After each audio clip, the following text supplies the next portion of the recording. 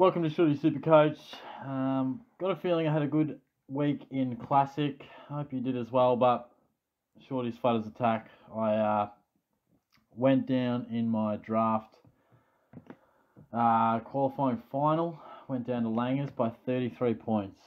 And there you go, 2,400 in Classic, went up 800 rankings. That's all right, but it doesn't do much for me in terms of how I'm feeling about SuperCoach. So 33 points.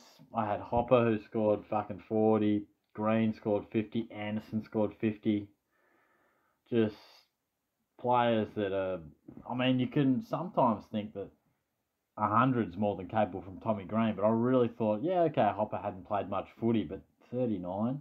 And Anderson, I actually watched the game. I thought he played okay. Like, he didn't get much of the ball in the last quarter, but yeah, 22 touches and he can only bust out 52. So, yeah, it is what it is. I've gone to the free agency and the waiver claims and culled a few. I'll tell you that much. But yeah, no, I'm absolutely filthy. So I don't really give a stuff about Classic, to be honest, at the moment. I mean, and isn't it funny? Half the year I spend, thinking so many thoughts about Classic, and it ebbs and flows, but I've been frustrated by it by the last month.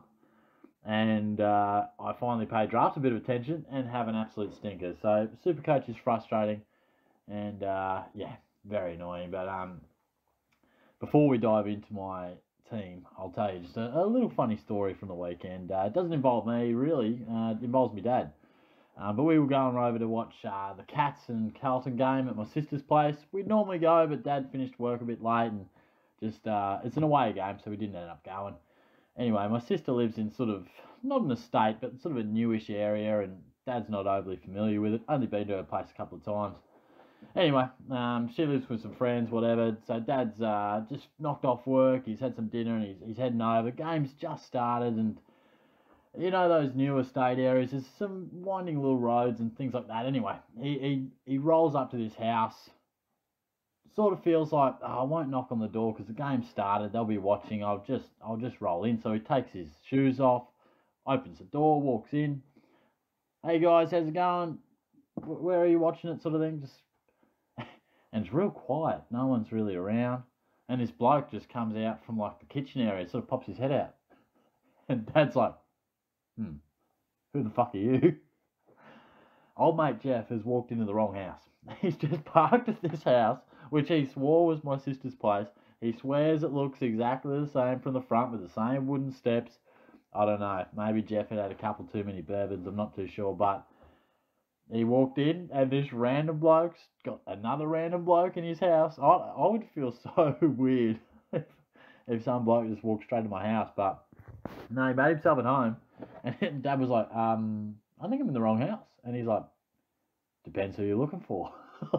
At that point, I would have thought this bloke's like a serial killer or something. But Dad was like, Jess? He's like, nah, you got the wrong house, mate. So Dad walked out, put his shoes back on, and drove around the corner and found the actual house. So that was an absolute clanger if ever I saw one. And probably could have ended up a hell of a lot worse if you walked into the wrong sort of house as well. But, Jeff, he's had a stinker there. He's had an absolute howler. But my team, Sinclair was back in business, looking really good, just racking up plenty of the pill. Hewitt, consistent as always. Ridley, he's starting to find some good form these last few weeks. Doesn't have a big ceiling, but he is quite consistent. Short was doing me head in with his positioning and blood pouring out of his face for half the game, but he did manage to ton up. And Crisp, that was a massive tackling game, wasn't it, that Collingwood-Adelaide match? He scored 91. And Ware, I thought, played pretty solid. I didn't see him get stacks of the ball, but what he did do seemed pretty good. Had to take the lead, 154, 20 tackles. You love to see that. How are we going for time? Easy. Miller, 110.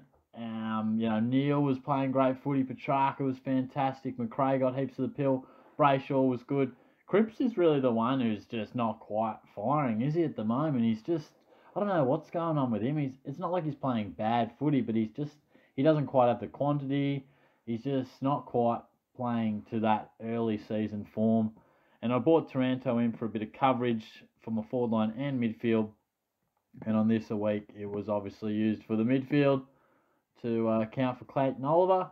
Wits, it was a tough day for Gold Coast, and he was far from their worst, but 78, not his best score of the season by a long shot. Darcy was just solid. Massive from Bontempelli. He kick-started my week with a whopping score on Friday. Timmy English, one of his poorest performances for the year as well, which was a real surprise. Parker was rock solid. How the fuck did Carmichael only score 56?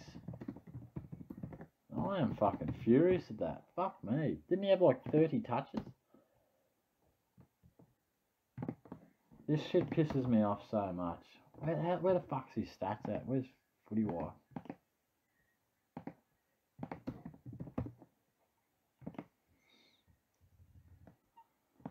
How on earth did he only score 56?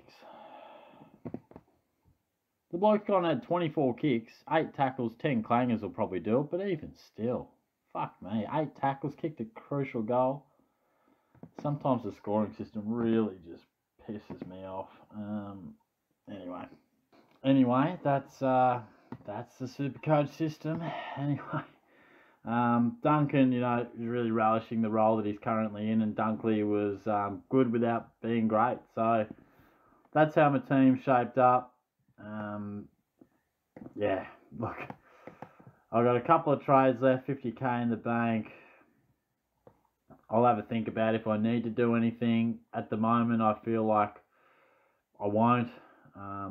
Get Oliver back. Taranto can cover Martin if Martin doesn't come back, but look, Shorty's really not in the mood for SuperCoach at the moment.